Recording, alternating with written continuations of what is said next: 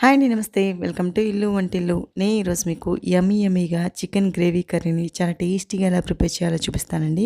ఇలా ఒకసారి మసాలా పెట్టి చికెన్ కర్రీ ట్రై చేసి చూడండి. మీ ఇంట్లో వాళ్ళందరికీ కూడా ఫేవరెట్ కర్రీ అయిపోతుందండి. అంత బాగుంటుంది. చపాతీలకైనా పుల్కాస్లకైనా ఇలా గ్రేవీ చేసుకొని తిన్నారంటే ఒకటి ఎక్కువే తినేస్తారండి. అంత టేస్టీగా ఉంటుంది. ఎక్కువ కష్టపడకుండా ఈ టేస్టీ చికెన్ గ్రేవీ కర్రీని ఎలా ప్రిపేర్ చేయాలో చూపించేస్తాను. వీడియోని స్కిప్ చేయకుండా చూడండి.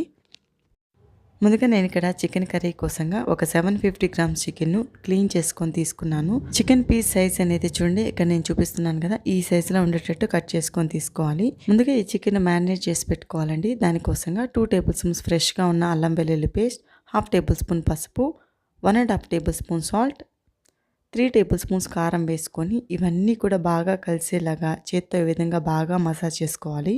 ఒక 2-3 నిమిషాల పాటు ఈ మసాలాలన్నీ కూడా చికెన్కి పట్టేలాగా ఈ విధంగా మసాజ్ చేసుకొని ఒక 10 నిమిషాల పాటు పక్కన పెట్టుకున్నాం అనుకోండి, చికెన్ పీస్ చాలా జ్యూసీగా చాలా బాగా వస్తుందండి. ఇప్పుడు ఈ చికెన్ పక్కన పెట్టుకొని చికెన్ గ్రేవీలోకి మనం మసాలా ఎలా ప్రిపేర్ చేయాలో చూపిస్తాను. ముందుగా స్టవ్ పైన ప్యాన్ పెట్టుకొని 1 టేబుల్ స్పూన్ ఆయిల్ వేసుకుని ఆయిల్ కొద్దిగా హీట్ అయిన తర్వాత 2 మీడియం సైజ్ ఉల్లిపాయలను ఇలా సన్నగా కట్ చేసుకొని వేసుకోవాలి.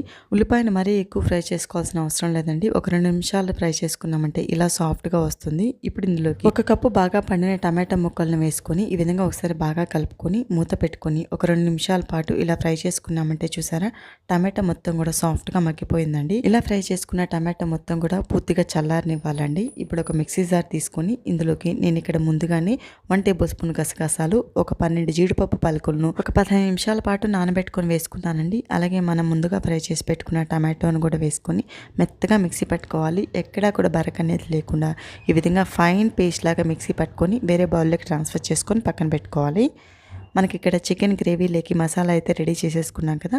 ఇప్పుడు కర్రీ ఎలా ప్రిపేర్ చేయాలో చూపించేస్తాను. ముందుగా స్టవ్ పైన ప్యాన్లో ఒక 4 టేబుల్ స్పూన్స్ దాకా ఆయిల్ వేసుకుని ఆయిల్ కొద్దిగా హీట్ అయిన తర్వాత ఇక్కడ నేను చూపిస్తున్న మాత్రంగా కొద్దిగా దాల్చిన చెక్క, ఒక 2 యాలకులు, 4 లవంగాలు, 1 టేబుల్ స్పూన్ జీలకర్ర, ఒక 2 ఎండుమిర్చి, ఫ్రెష్గా ఉన్న కరివేపాకు ఒక 2 రెమ్మలను వేసుకుని మనం ముందుగా మ్యారినేట్ చేసి పెట్టుకున్నాం కదా చికెన్ కూడా వేసుకోవాలండి. ఇలా చికెన్ మొత్తం కూడా వేసుకొని స్టవ్ని హై ఫ్లేమ్లో పెట్టుకొని గ్రేట్తో ఒక 2 నిమిషాల పాటు ఈ విధంగా కలుపుకోవాలి. ఇలా హై ఫ్లేమ్లో 2 నిమిషాలు ఫ్రై చేసుకున్నామంటే చికెన్ పీస్ చాలా జ్యూసీగా సాఫ్ట్గా చాలా బాగా వస్తుందండి. ఇప్పుడు స్టవ్ని మీడియం ఫ్లేమ్లో పెట్టుకొని మూత పెట్టుకొని ఒక 10 నిమిషాల పాటు ఉడికించుకోవాలి. మధ్య మధ్యలో ఇలా మూత ఓపెన్ చేసి చికెన్ ఈ విధంగా కలుపుకుంటూ ఫ్రై చేసుకోవాలండి. అప్పుడే చికెన్ అనేది ఈవెన్గా కుక్ అవుతుంది. ఈ 10 నిమిషాలు మీడియం ఫ్లేమ్లో ఉడికించుకున్నాం అనుకోండి, చికెన్ పీస్ మెత్తగా ఉడికిపోతుందండి. ఒక 10 నిమిషాల తర్వాత చూపిస్తున్నాను చూడండి. గరిటెతో ఒకసారి ఈ విధంగా బాగా కలుపుకొని మనకి ఇక్కడ చికెన్ పీస్ ఉడికిందో లేదో చెక్ చేసుకోవాలి. గరిటెతో చికెన్ పీస్ తీసుకొని చేత్తో ఈ విధంగా ప్రెస్ చేసి చెక్ చేసుకోవాలండి. చూసారా, చికెన్ ఎంత సాఫ్ట్గా ఉడికిపోయిందో. ఇలా మెత్తగా ఉడికించుకున్న తర్వాత మాత్రమే మనం ముందుగా మిక్సీ పెట్టుకున్నాం కదా మసాలా పేస్ట్ మొత్తం కూడా వేసుకోవాలి. ఇప్పుడు స్టవ్ సిమ్లో పెట్టుకొని ఈ మసాలా పేస్ట్ మొత్తం కూడా వేసుకున్న తర్వాత గరిటెతో ఈ విధంగా బాగా కలుపుకోవాలి.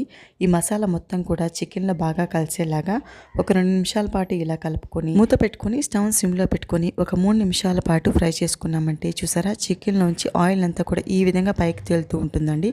ఇలా ఆయిల్ అంతా కూడా పైకి తేలిన తర్వాత గరిటెతో ఈ విధంగా ఒకసారి బాగా కలుపుకొని ఇప్పుడు చికెన్లోకి కావాల్సిన మసాలాలు యాడ్ చేసుకుందాం.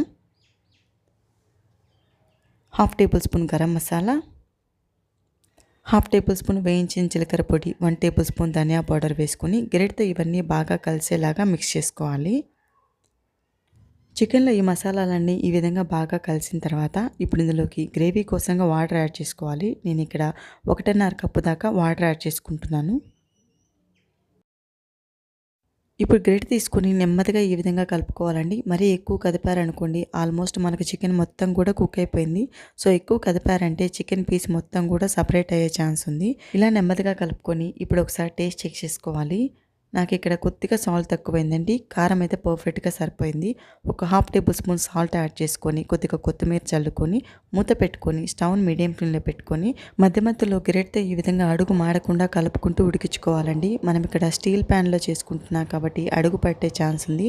సో మధ్య మధ్యలో ఇలా కలుపుకుంటూ ఉడికించుకున్నామంటే అడుగు అస్సలు మాడదండి.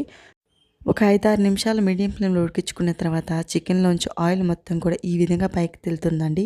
ఇలా ఆయిల్ మొత్తం కూడా పైకి తేలింది అంటే మనకి చికెన్ గ్రేవీ అనేది టేస్టీగా రెడీ అయిపోయింది.